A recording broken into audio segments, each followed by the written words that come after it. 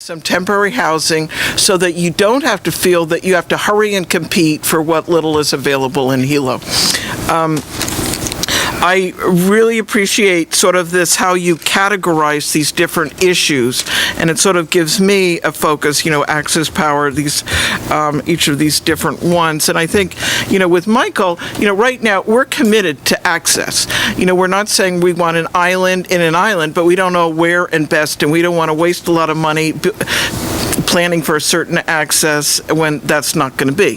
So, I think without taking any vote, we're certainly there, and I think all of the proactivity and the breakaway, where we certainly don't want to create a lake of lava on one side of 130 that's then, flowing down the sides. So, taking all that brain power. So, and also just with talking to Bobby Jean, and I do have, for afterwards, if anyone wants to look at one of these maps and really see, where these pictures are and where this is headed, and where these little lines are sort of the gully areas where it's anticipated, how that works, if anyone wants to look at it afterwards. But, taking into account that that we don't know yet where the best access is, and that is certainly a priority, and we're not doing an island in an island, and maybe there's some place that's going to go under a tunnel, and there's just going to be an easy place to put a road in, and one certainly doesn't want to spend the money otherwise. And certainly if, with Bobby Jean, if when looking at this flow, is it going to hit the transfer station? I mean, there are some big issues. But I think that if people, if we're encouraging, stay where you are, continue your life, and be supportive of the community and businesses there, and what can we do that helps encourage that? But at the same time, how can we say, and if suddenly something were to happen, here's some of the things the county's doing in terms of housing, so that you don't have to feel you have to compete for what little there is left. Okay, I'm going to give you one opportunity, a very short question. You called Senator Ruderman up here. Just if there's any particular comment, if you would just please put a pot together, so if we need any funds for this, we know we can depend on you. I mean, thank you. Please, Senator. Yes. Please identify yourself on the microphone. Hi, I'm Russell Ruderman. I'm State Senator from Puna District. And thank you for the question. I had asked if I might be allowed to speak because I misunderstood the process of taking these I'm going to give you the chance. two subjects at once, so I apologize for that. Well, regarding the state pots of money, one of the things I wanted to ask the council to consider is to please give me some specific proposals to take to the legislature in response to this lava crisis of what we're asking them for. Obviously this will be a time when there'll be some sympathy for our needs here on the Big Island and in Puna. Well, not obviously, hopefully. Yeah. But let's think about what we need from the state. I mean, money, yeah, sure, money, but money for what? What do we specifically want? What are we going to ask the Department of Health for, Department of Transportation for, et cetera, et cetera? It would be helpful to me to have a real clear ask that you folks on the County Council can help me formulate in the next month or so. If I may continue a couple of things, one of the needs that I see as a possible urgent need that I don't hear being talked about is Lower Puna might need an air ambulance, a helicopter. It's great that we're going to have a clinic on the other side. I commend PCMC for what they're doing, and that's wonderful, but there may be a need for an air ambulance as a permanent resident feature of Lower Puna.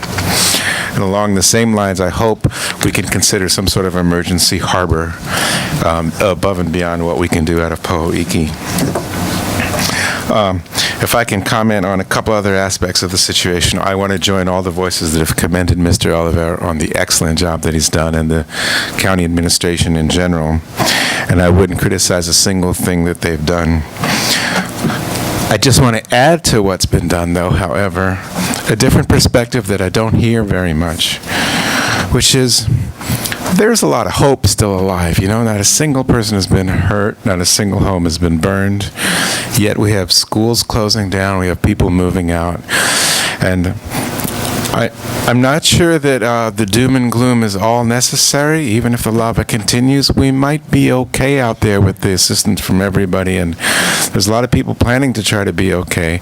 So it's not civil defense's job to project optimism. I recognize that. It's their job to get people prepared, and prepared for the worst and hope for the best, as has been said. They're doing a very good job. But it's got to be somebody's job, and for right now I'll take it on as mine, to project the fact that life will go on. And don't write Pahoa's obituary yet. Don't write Lower Puna's obituary. It's very troublesome to hear people doing that. This is a slow-moving lava flow, compared to, let's say, what happened in Japan last week and this week. And there's a lot of possibility that we're going to be okay. And it's very important to support that possibility and to project that schools closing down is a tragedy to me, and businesses are beginning to close down. Some of us are digging in, but some are moving, and I feel that that's really a shame, and I think all of us need to project the very public possibility that we're going to be okay. We're going to be okay if the lava crosses the highway. We're going to be okay if it doesn't cross the highway. We're going to be okay anyway, and it's not a disaster yet. It's all just thoughts and fears so far in preparation. But please give Pahoa and Lower Puna a chance to survive and to thrive. And that's my main point.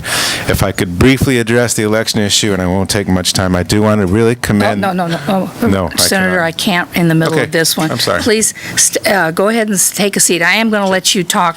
I don't want to waste you folks' time, but thank you very much. You're not wasting anybody's time, but the election will have to wait for a little bit. Okay. Thank you. All right, I believe it's my turn, so I have some questions. Now, I understand, Mr. Oliveira, I commend you, your staff, all the department heads, all of the departments that are working on this so hard. So thank you. And you got my support.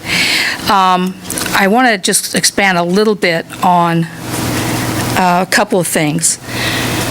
As you know, I've talked to some of your staff about, and I'm sorry, Senator, that I'm going to have to go back to emergency preparedness.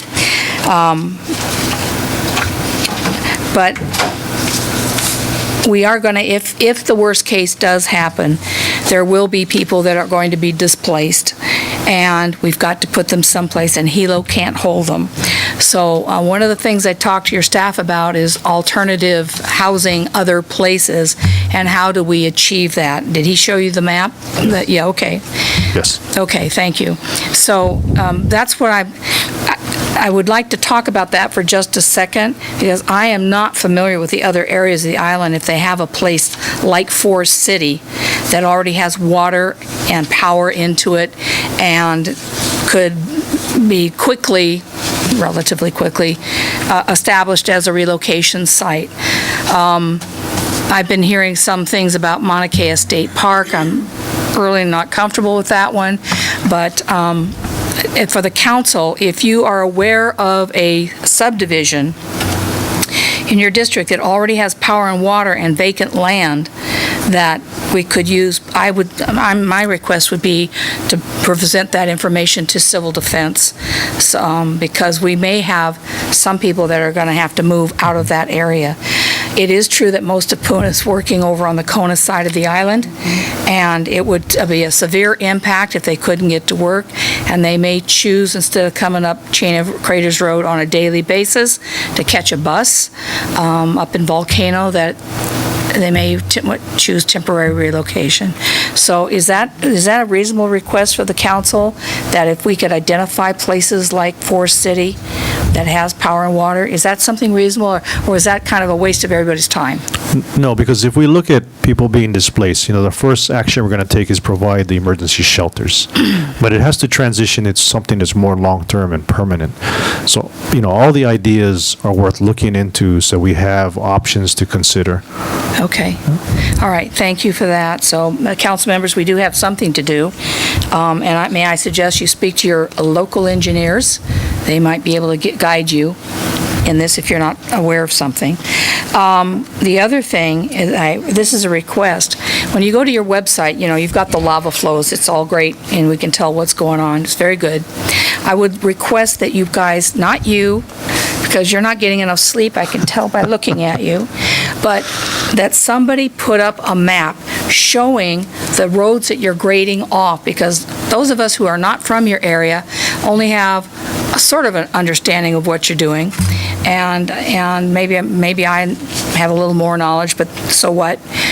But the southern route through Kalapana and the eastern route up, so that we can see where the roads are that you've worked on and you're finished and you're ready to go, and whether they're 1 lane or 2 lanes or with pullouts or whatever the deal is. I think that would be helpful to the community. Sure. By the way, I saw your picture this morning on the news. Of course, you were in PPE, so I couldn't tell which one of the firefighters was hosing down the lava, which did not work, by the way. So you were mentioned on the news specifically by name. Anyway, another question I have is about these. I also heard this morning, the illegal visitors going into Kaohe subdivision on a tour to see the lava, and I don't know where. Anyway, they said these people are illegally in there. They have no right to be in there. Can you comment on that a little bit? Sure. Well, when we established the restricted access into Kaohe, it was for several reasons. One is it was to support that community with needing to move livestock, to initiate any voluntary evacuation up front. Initially, when you look at some of the pictures we have in images, it was at one point projecting this path of coming to Kaohe. So we need to provide for their safety and security. So with that, the restricted access. The other thing is that the area where the lava flow is at, if you ever have an opportunity to fly over it, you'll see how dangerous and treacherous that area is. It is not flat terrain. There are a lot of cracks. When we talk to some of the local hunters that hunt in that area in the state lands, they'll tell you where they've had to rappel down to get their dogs. It's not safe territory. This is the same area back in 2002. We had a firefighter looking for a lost hiker fall 100 feet into a crack and suffer some severe injuries. So it's just not safe to be in the back there trying to view the lava. So for the safety of the residents and the security of the subdivision, as well as for the safety of anyone trying to access that area, we had a restricted access. So we're working on tightening up the loopholes that are allowing some of these activities to take place that just aren't safe for anyone to be doing. When the lava is in an accessible area that will allow us to help provide ease of access, safe viewing, we will do that. At this time, it's not in that area. Thank you. I think it's important that the public know that we don't need all these people coming into these subdivisions. Okay, one thing that has to do with the relocation, if it has to take place in the large numbers, I'm talking anywhere from hundreds to thousands. The concern that I have is, and I discussed this with your staff, and your staff is the one that actually thought of this, not me. They said, the emergency declaration by the mayor and the governor covers Puna. But if we have a mass relocation, it's going to severely impact all these other districts, all of our districts, where we might get relocation requests or needs for more than just the short-term Red Cross stuff. And his suggestion was that the governor and the mayor, of course the mayor would initiate this, the mayor needs to possibly expand the emergency declaration to the entire island. And doing that, and I was thinking about it, and the sooner the better, because we don't know what's going to happen. Do you have any thoughts on that, or have you and the mayor discussed this, and what's going on that issue? And then I'll yield. Well, on the expansion or expanded, which would be an amendment or addendum to the initial proclamation, is very easy to do. We've already had, just to give you an idea of how easy it is to do and how we've already been discussing it, in the discussions with the improvements to the Chain of Creators Road, we considered adding the Ka'u district because part of Chain of Creators is actually in the Ka'u district. But looking at the map, looking at where the sections of roads that would, of that road that would need the improvement, it's obvious that it's in the Puna district. But again, those are the kinds of conversations we have on a regular basis with Corporation Council, with the mayor, on whether or not we need to expand the area of emergency, and which might become an island-wide impact. So it's not a difficult process to pursue. I just want to make sure it's done before the event. Mr. Iligan? I have a lot of questions, but I'm also concerned about our recess. If we could just take care of that maybe, or they're good? Okay. Oof. Okay, so I do want to... Go Well, ahead. I just have one request. I do have to call upon a community meeting tonight at 6:30, so Okay. if it's possible, I mean, So I just have two things I want to mention. For Dr. Correct. Yeah. Okay, go ahead. First, regarding where I left off. So, on Railroad, the affected subdivision is going to be Hawaiian Paradise Park, Hawaiian Shores and Rec, and Nanavale. Most of the roads in Nanavale's county that is used for the emergency route, but Hawaiian Shores and Rec and Hawaiian Paradise Park are private roads. And as you well know, you heard this several times, is that you have these homeowners paying these dues to maintain these roads. And on HPP, compared to Hawaiian beaches, it just goes through Hawaiian beaches. But HPP goes... There's two things I've heard. One is they're planning to go from Railroad up to Maku'u, and those are barricade the rest.